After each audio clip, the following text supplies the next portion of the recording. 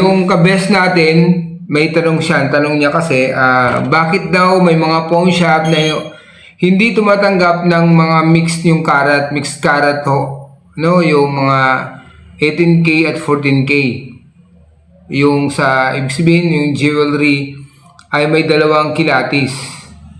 No, yung 18K at 14K. Yun ang tanong ng ating kaibigan. Gusto ko lang masagot dahil ako gumugaling ako sa pawn shop. Marami akong na-encounter sa ganyan na mga halo yung kilatiso ng isang jewelry. No, mayroon pa ang iba na lalo pag locally made, maingat ako dahil may mga iba pa nga na ang ibabaw 18K, pag nilaliman mo pa, ang ilalim ay 14K. Ganun po, no? Hindi ko lang alam yung tanong niya, yung kaibigan natin, kabes natin, kung ano yung paano naging mix yung karat, kung may isang parte na 18K, may isang parte naman na 14K. Meron po kasing ganun, bes, no? Bibigyan ko lang kayo ng halimbawa, no? Ay, ganyan po yung design na ganyan, ano?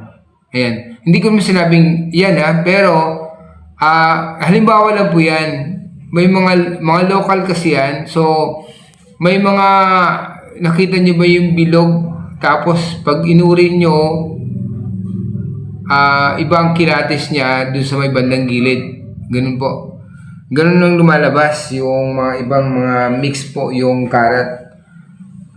Siguro yung kay ma'am or yung kabes natin nagtatanong, kung ang isang pawn shop na hindi kumukuha ng mixed karat, kasi ako, nung experience ko kasi dati, tinatanggap ko pa rin. Kung halimbawa, ay 18K tas 14K. Tulad yung binagit ko kanina, 18K yung ibabaw, 14K yung ilalim. No, makapal ang ginto. Pagka tinitingnan ko yung ilalim, kinikikilang ko, pagduda ako, pag locally made. Pag doon ko madiscover na low carat, may iba kasi hindi lang 14 mas low carat pa, may 10K, may 12K ang ilalim po, tapos ang ibabaw, mataas ang uri, no? Mga 18K o 14K. Basta ang ilalim niya, low carat, mixed carat din po yun, ang tinatawag doon. Yung pinaka metal base niya ay low carat, tapos yung ibabaw niya, coated siya ng mataas ang uri. Best, no? Pero yung tanong kasi, kung mixed karat 18K at 14K, baka may isang lugar sa isang alahas na 18K, may isa namang lugar na 14K. May mga ganun po pangyayari. Ngayon, kung sa experience ko kasi dati, tinatanggap ko yan, kinukuha ko lang ang yung rate, yung acceptance rate, doon ko kinukuha sa 14K. Kung ano ba, 18K at 14K siya, kinukuha ko sa 14K. So, kung ano yung mababa ang uri, doon ko kinukuha yung appraisal value ng jewelry tatanggapin ko. Pero yung sinabi nyo po na bakit hindi may mga pawn shop na hindi kumukuha ng ganon, actually ma'am, hindi po pawn shop ng ayaw tumanggap. Tumatanggap kung pawn shop po, ang kumpanya, tumatanggap po sila ng ganyan. Kaso lang nakatsyempo lang kayo sa isang appraiser na maaaring, i-consider din kasi natin yung kakayahan ng isang appraiser. Maaaring yung appraiser na yun, baguhan, no? Hindi, kasi pag expert kasi na appraiser, iba yung, iba yung ibang kumilatis yun. No? Ibang magbigay ng appraised value yun. Maaaring nakachimpo kayo ng baguhan or nagpi-playing safe lang talaga, nagdududa lang siya, nagkaroon ng duda dahil na-discover niya 18K tsaka 14K, baka may na-discover siya at nagkaroon pa siya ng duda na baka hanggang sa kailaliman banda ay baka mas mababa pa ang uri kasi may na-discover na siya dun sa 14 tsaka 18 baka may duda pa siya na bandang ilalim pa, baka mas mababa pa ang uri, mga low carat, umaring fake or silver pang ilalim nun. Kaya yung iba, pag once kasi yung mga ibang appraisal po kasi ma'am, pagka tanggap nila sa item, pagka magkaroon na sila ng konting duda, kunting duda ho, automatic hindi na nila tatanggapin yun. Hindi po ang pawn shop na ang tumanggi sa inyo, kundi yung branch personnel na tumanggi sa inyo dahil nagkaroon siya ng duda. Pag once kasi nagkaroon ng duda, ang isang appraiser, hindi na niya kinukuha yung item. No? Pero ako kasi nung time ko, kahit nagkaroon na ka ng duda, hindi ko dinududahan agad na, na fake or something, anumang tingin ko dun sa alas. Iniisip ko lang, pag ako naka-encounter sa ganyan, iniisip ko lang, duda ko, mix ang karat niyan, basta dun ko kinukuha sa mababa ang uri, Kasi hindi lang naman sa gold May mga ibang item pa tulad ng platinum, mga como yung ibang mga appraiser na wala masyadong alam sa platinum, ay natatakot sila na baka stainless yung tanggap nila kahit sa kabila ng mayroong stamps na PT, Na isang palatandaan yan sa na tunay naman na platinum. Ganun po.